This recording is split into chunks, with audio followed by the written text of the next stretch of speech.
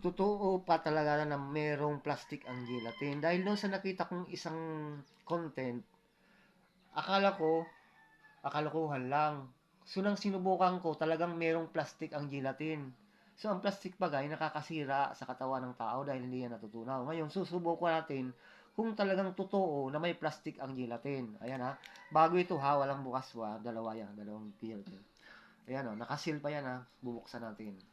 Ngayon natin masusubukan kung talagang merong plastic ang gelatin. Ayan ha. Ayan, ilalagay natin dito at sasalain natin ang gelatin. Ayan, ayan. Ayan o, buo pa yan ha.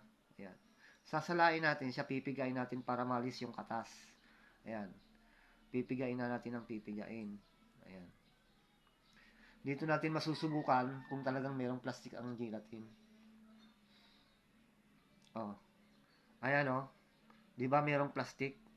Oh, ayan o. Plastic yan, nakakasira yan sa katawan ng tao. Hindi yan natutunaw sa loob ng bituka natin. Napaka-risky yan para sa mga bata. So yan, totoo talaga na ang gelatin ay mayroong plastic sa loob. Ayan.